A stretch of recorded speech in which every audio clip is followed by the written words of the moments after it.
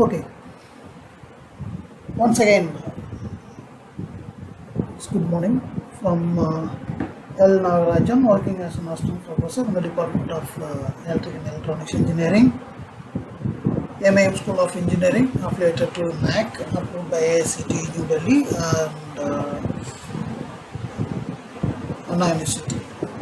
So, today we are going to discuss about the Unit 2 of Biomedical Instrumentation. Okay. So in this Unit 2, Biosignal Characteristics and Electrode Configurations. Okay. What is this Biosignal Characteristics and Electrode Configuration? So in the first unit we discussed about biopotential. Okay. So that biopotential is varying from the place where we are taking the biosignals. Okay. So in this unit we are going to discuss about three major portions, three major topics, that is ECG, EEG and EMG. ECG is electrocardiogram and EEG is electroencephalogram and EMG is electromyogram. So ECG is the electrical signal that is taken from our heart, and the signals, what is the value of the electrical signal in terms of frequency, in terms of amplitude, and how it is, the biopotential is taken from the heart, and what are the methods of signals are taken from the heart, and how it is utilized for the measurement as well as the recording and the printing everything. Similarly, EEG, electroencephalogram. So first ECG is taken on the surface of the skin, and EEG is also taken from the surface of the skin on the scalp, that is of our head. Okay. So the ECG techniques cannot be used in EEG. Okay. So in EEG we will be using 10-20 electrode system. Okay. And unipolar and bipolar and average mode. Similarly, in EEG also we are having the unipolar, bipolar and chest beat systems, everything. And finally EMG. EMG is the electromyogram that is used to measure the muscle activity. Okay. In that also we are having two systems, one is unipolar mode and bipolar mode. So first we are going to discuss about the ECG. Okay, so ECG is the electrical activity of the heart. Okay, so with this we can measure the electrical activity of the heart, that is ECG waveform, and from that waveform we can able to give the analysis of the that is the performance of the heart by analyzing the waveform. Okay, so for that we should know something about the anatomy of the heart. Okay, so the origin of electrical activity of the heart is, the heart is divided into four channels. Okay, left atrium and right atrium, left ventricle and right ventricle, and there are two nodes, that is sinoatrial node SA and atrioventricular node, that is AV.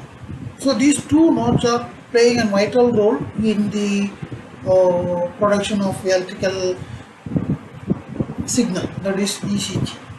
Okay. Initially, the sinoatrial nodes initiates the electrical activity. Okay, this SA sinoatrial node generates the activates the electrical signal, and the propagation, that signal will propagate to the right atrium, through right atrium to left atrium. Okay, so that I will explain on the next slide. If you look at this slide, you will get an idea. Okay, so this is the heart of our, this is anatomy of our heart. So here we are divided into four portions. Okay, so this is the sinoatrial node. Okay, and this here the electrical activity takes place, and from this we can find here. Okay, here is one propagation and here is another propagation.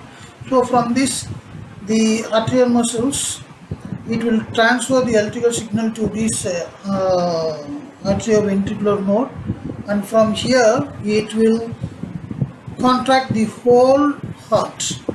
Okay, this is the pumping section, and we can find this blue color nerves that is transferring into the whole heart. Okay, so actually the signal is taking place in sine atrio.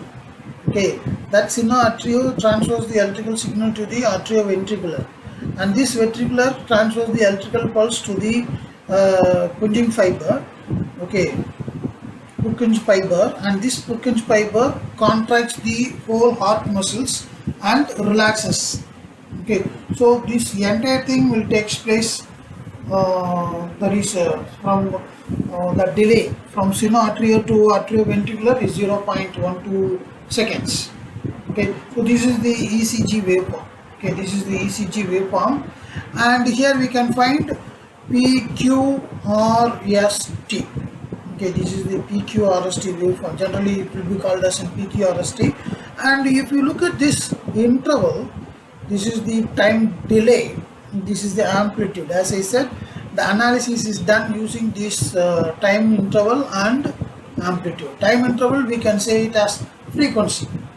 Okay, the frequency and amplitude. Now here we discuss about the frequency and amplitude of PQRST, comparing that is in the graphical representation. Okay, first one is P wave. Okay, so where this P wave is originated, it is originated in the atrial depolarization or contraction. Okay, the amplitude is 0.25 millivolt. This is the 0.25 millivolt, and the duration is from 0.12 to 0.22. Okay, from 0.12 to 0.22. And the next one is R wave.